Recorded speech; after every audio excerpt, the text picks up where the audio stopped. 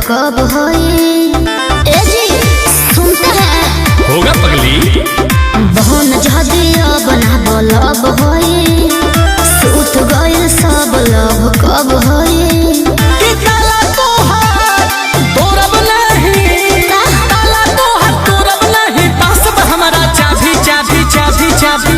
तारानी हम लड्डू के भैया हो, तू अंगूरी भाभी। अरे सही पक रहे हैं? ए रानी हम लड्डू के भैया हो, तू अंगूरी भाभी। अरे सब का बोलते हैं? तो हालियावो हालियावो हालियावो हेले सटना तो बढ़ता बेताबी। ये सब का बोलते हैं? हमको समझ में नहीं आता है।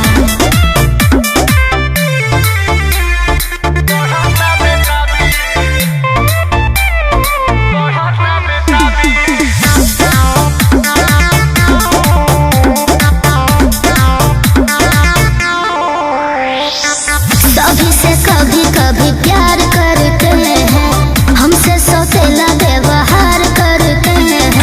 अरे हमारी रसमलाई क्या बोल रही हो? देखिए हंसे मत।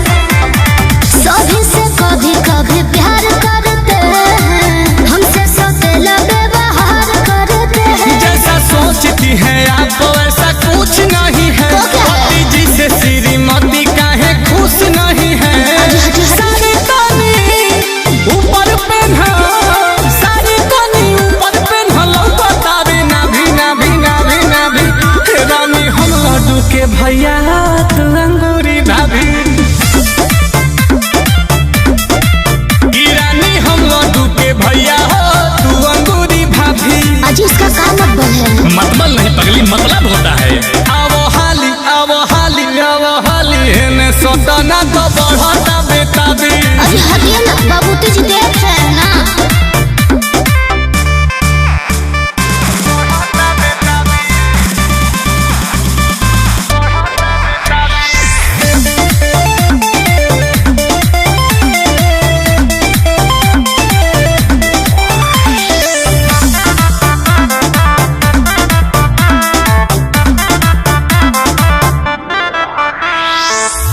कमल ऐसा क्या देखे है या सुतोष में, रहते हैं घर पर नजर है पड़ोस में। हाय दया गजबे लाइटर है। अरे लाइटर नहीं राइटर होता है पगली।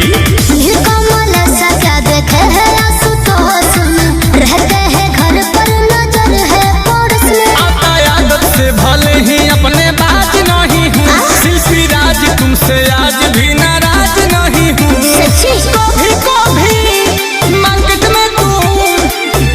कभी मार्केट में हो जाती हो हावी हावी हावी हावी। कुछ भी बोल। रानी हम लड्डू के भैया हो, तू अंगूरी भाभी। अजी सही पक रहे हैं, अजी सही पक रहे हैं। तो रानी हम लड्डू के भैया हो, तू अंगूरी भाभी। ये क्या बोलते हैं?